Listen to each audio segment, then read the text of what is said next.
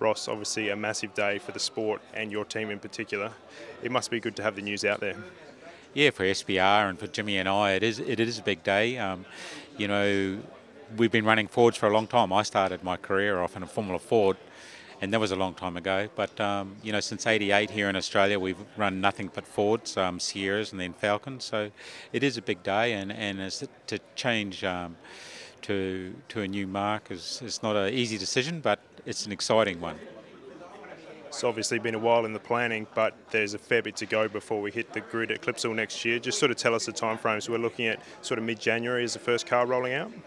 Yeah, some of the timelines haven't actually even been finished yet. That's how much time pressure is on the project. But the first car we're planning on running second to third week in January. But a lot of that detail, this deal, remember, it only got signed off a couple of hours ago, and we know what we want to do, but we've got to do the detail, and we'll finish our timelines off. But the engines look like they're under control, I think. They've got timeline pressures as well, but I think that's okay. So the engines are actually going to come from Germany, which is quite a big change to the way you go racing. Yeah, absolutely, huge change. Yeah, that's the biggest single change, really, effectively, because we have our own engine shop and people in that engine shop and that have done a fantastic job. So we're just going to work out how that's all going to go.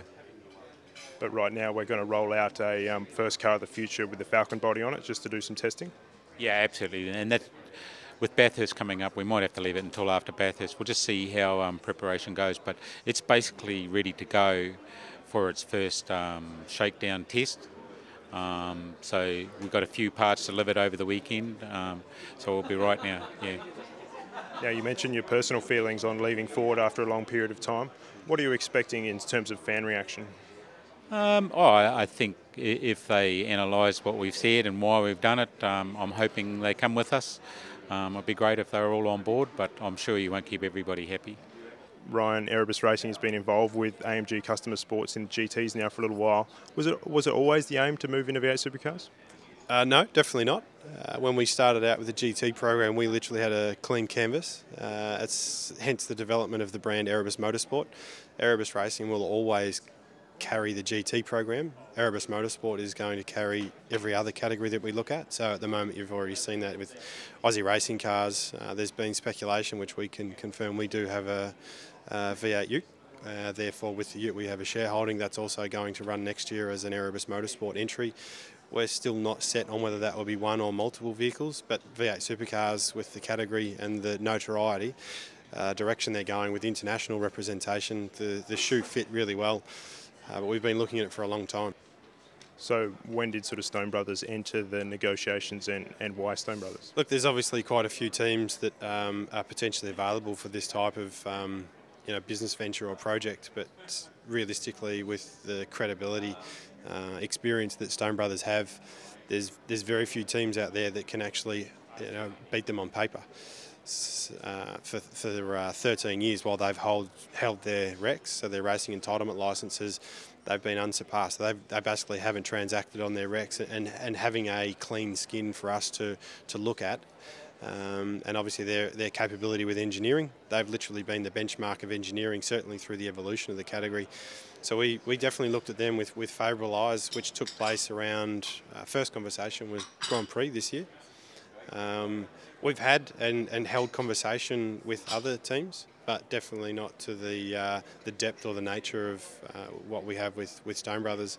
And like I said, there's been some really strict prerequisites on our behalf on the brand and our expectations, and obviously we've found a point where we can meet and step forward together.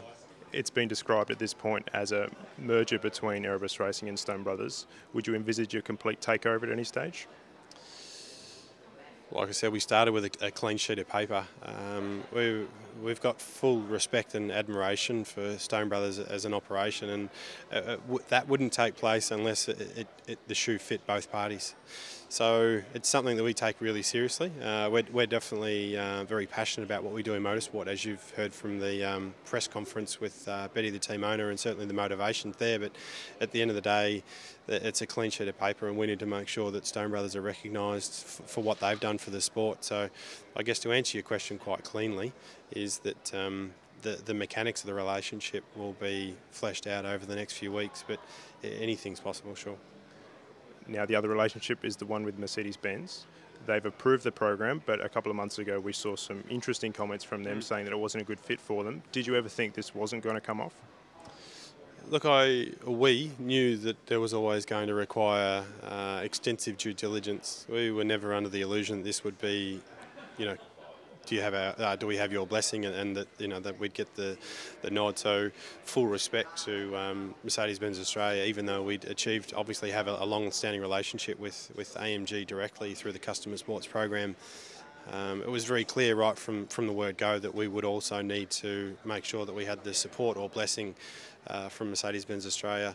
To refer to your comments, there was some conjecture that was released recently, but it's always been healthy discussion. Some of it was obviously embellished in the wrong light, and our relationship with Mercedes Australia as a customer, ultimately as a passenger car customer, obviously kept the relationship alive, and here we are. But there was no backward step. Like I said, effective due diligence needed to be done, and full respect to Mercedes-Benz Australia, the management there, for doing exactly that on behalf of the brand.